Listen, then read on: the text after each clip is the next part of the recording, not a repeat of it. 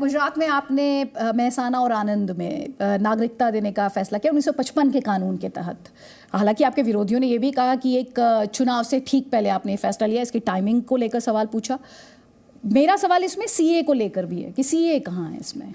नहीं, इसमें नहीं है, लेकिन सीए का प्रोसीजर अपना चला हुआ है और उसको भारत के संविधान से, संसद से उसको सपोर्ट मिला है। उसमें हम आगे कार्रवाई कर रहे हैं और वो हम उसको करेंगे, पूरा का पूरा करेंगे उसको। अच्छा, राहुल गांधी ये कहते हैं कि उनकी थीम आप है, बीजेपी है, और वो एक आरोप बहुत, एक बार नहीं आपने कई हजारों बार सुना होगा, वो एक बात बोलते हैं कि बीजेपी और संघ जो है वो देश को तोड़ना है, और ये कांग्रेस पार्टी है, ग्रैंड ओल्ड पार्टी है जो देश को जोड़ने का काम कर सकते हैं। जो देश को तोड़ने का आरोप आपकी पार्टी पर है, उस पर आप क्या कहेंगे? इनके नाना भी कह के चले गए, इनकी नानी भी कह के पर नाना हुए जवाहरलाल नेहरू जी, तो वो भी कह के चले गए, मिसेस गांधी भी कह के चली गई, राजीव गांधी भी बोलते रहे, सोनिया जी भी इतने सालों से बोलती रही हैं, और अब उनका वारिस जो है वो भी इस बात को बोलेगा। लेकिन सब, और आपने देखा कि आपने तो इमरजेंसी लगाई, अगर आरएसएस ना होती, अगर उस समय जनसंघ ना होता, 1,30,000 लोग मीसा DIR में गए, 1,30,000 में से कम 70,000 people were from this ideological background. तो जब देश खतरे में था, तो और जब देश को आप तोड़ने लगे हुए थे, उसके संविधान को तोड़ने के लिए लगे हुए थे, तो खड़ा कौन हुआ था? हमारे लोग हुए थे। सबसे ज़्यादा सत्याग्रह किसने दिया? मैंने कहा ना आपको, 70,000 people, not knowing that they will come back, not knowing कि इमरजेंसी कभी हटेगी, नॉट नोइंग कि उनको जेल में कितने साल रहना पड़ेगा, सड़ना पड़ेगा, फिर भी लगे रहे। परिवार के परिवार, माता भी पिता भी, दोनों जेल के अंदर। मैं आपको यहाँ पर खुलासा करना चाहता हूँ, मेरे सास ससुर दोनों जेल में रहे, 22 महीने जेल में रहे। ऐसे कितने लोग हैं? तो ये इनको, ये देखिए क्या है। फिर मैं कहूँगा, इनको अगर आरएसएस समझ में आ जाए, इनको अगर भारतीय जनता पार्टी समझ में आ जाए, ये गहराई से किसी चीज़ को जानने का प्रयास कहाँ करते हैं?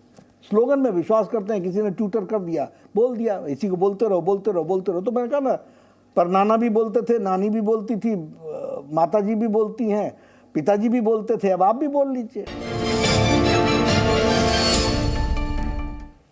तो ये super exclusive interview BJP president JP Nadda के साथ देखना ना भूलें आप कल रात 8 बजे सिर्फ जी न्यूज़ पर। और कई खास मेहमान लगातार हमारे साथ हैं।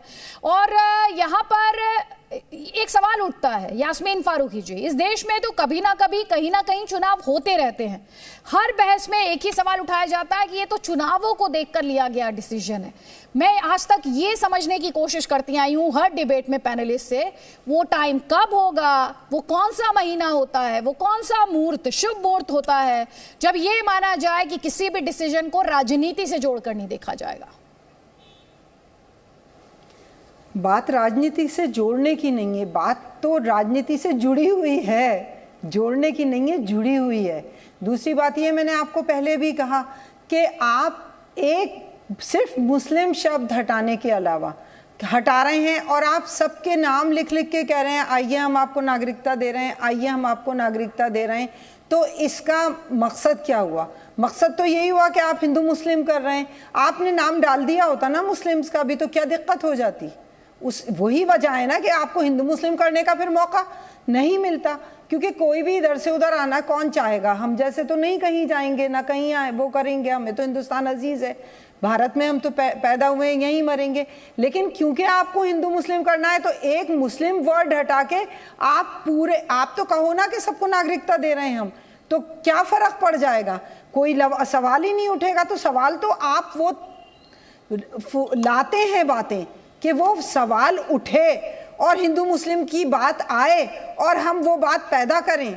तो जब आप पैदा करोगे तो ठीक है। संगीत रागी, पहले आपका जवाब, आप एक काउंटर देना चाह रहे हैं, उसके बाद राजीव जेटली जी, उसके बाद मैं आपको मंच दूंगी। पहले संगीत रागी। अदिति जी, जो लोग रोहिंग्या को इस देश में बसाने के लिए पूरी कवायद करते हैं और भारत सरकार पर दबाव डालते हैं, जिन रोहिंग्याओं को न बांग्लादेश लेने के लिए तैयार है, न मलेशिया लेने के तैयार है, न सऊदी अरब के लोग तैयार हैं, लेकिन भारत में उन बांग्लादेशियों को एक पैटर्न के तहत उनको बसाया कहाँ जा रहा है? तो राजस्थान में बसाया जा रहा है, हैदराबाद में बसाया जा रहा है, तेलंगाना में बसाया जा रहा है और जम्मू एंड कश्मीर के उन हिस्सों में बसाया जा रहा है जहाँ की मुस्लिम डेमोग्राफी को चेंज किया जा सके।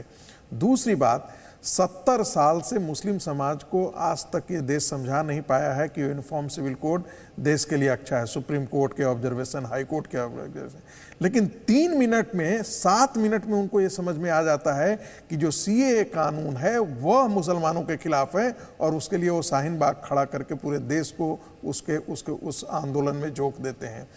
तीसरी बात मैं कहना चाहता हूं कि भाई आखिर जो सताए गए लोग हैं वो कौन है? ये तो आपको जानकारी में होनी चाहिए कि अफगानिस्तान में जब इतनी बुरी दुर्दशा हुई, तालिबान आया, तो अफगानिस्तान से आए हुए हजारों छात्रों को भारत सरकार ने वीजा दिया। और मैं एज ए प्रोफेसर कह सकता हूं कि हम अपने यूनिवर्सिटी में कम से कम सैकड़ों छात्रों के लिए उनकी छात्रवृत्ति, उनके सारी व्यवस्था के लिए भारत सरकार ने काम किया है, प्रायोरिटी बेसिस पर काम किया है। जो सताए गए तालिबान से हैं उनको भी भारत सरकार दे रही है, आश्रय दे रही है। तो ये आप कहना बंद। अब आप चाहेंगे कि तहरीके तालिबान के लोग जो हैं वो भारत के अंदर घुस आए और आप कहें कि उनको भी आप सिटीजन से। अब आप कहें कि बांग्लादेश के हुजी के लोग जो हैं भारत के अंदर आकर के घुस गए हैं, वो पॉकेट्स बना लें। तो इस देश, आखिर वही लोग तो थे जिनके माँ बाप ने इस देश का विभाजन किया था और इस्लाम के नाम पर विभाजन किया था। उनकी संतानों को इस देश में रहने के लिए सिटीजनशिप देने की कोई जिम्मेदारी नहीं बनती भारत सरकार को, उनको देना ही नहीं चाहिए। ज़मीरुल्लाह, देखिए, मैंने पहले भी कहा था और मैं अब भी कह रहा हूं, मेरे ख्याल से, और मैं आपसे भी अपील करूंगा, अगर अच्छे मुद्दों पर बहस हो, ये लोग यही चाहते हैं कि इन्हीं मुद्दों पर बहस हो।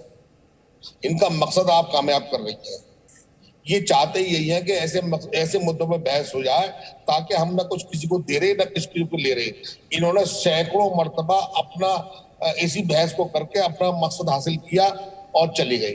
अब मैं आपसे कहना चाहता हूं एक बात और, जैसे कि हमने ये तो नहीं कहा था इनसे कि आप आतंकवादियों को दे दो नागरिकता, हमने ये नहीं कहा। लेकिन ये सब चीजें वो कह के ताकि जो कुछ लोगों को बात पसंद आए।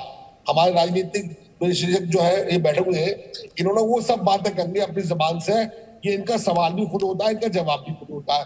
बस इनका मकसद एक ही है कि टीवी में बैठ के एक डिबेट करो ताकि किस मुद्दे पर डिबेट करनी है और किस पर नहीं। एक सेकंड रुक जाइए संगीत रागी जी, किस मुद्दे पर डिबेट करनी है और किस मुद्दे पर नहीं, आप ना ही तय करें तो बेहतर होगा सर। मेरे ख्याल से मुझे ही तय करनी चाहिए। नहीं, आप मुझे ही तय करनी चाहिए। यही तो है, पॉलिटिशियन कैसे डिक्टेट करना चाहते हैं कि क्या चले टीवी पर और क्या ना चले। तो ज़मीरुल्लाह जी, उस दिन आप कहाँ गए थे? उस दिन आपके विचार कहाँ खो गए थे जब आप ही के स्टेटमेंट पर बहस हुई थी कि घर घर में मदरसा खुलेगा? उस दिन कहाँ थे? मैंने एक बात सुनी और आप क्या कर रहे थे? एक सेकंड, आपने अब बात शुरू की है तो पूरी बात होगी, अब पूरी बात होगी अब। तो बताइए, घर घर में मदरसा जो खुलवा रहे थे आप, वो तो बहुत अमन, चैन, शांति, रोजगार, इकोनॉमी, भारत को विश्व गुरु बनाने की बातें कर रहे थे आप, है ना? देखिए, ये सब चीजें मैंने नहीं करी। मैंने एक समय ये पूछा कि एक साहब ने मुझसे ये पूछा कि ये मदरसे जो तोड़े जा रहे हैं, आपने क्या किया? वो सबने देखा सर।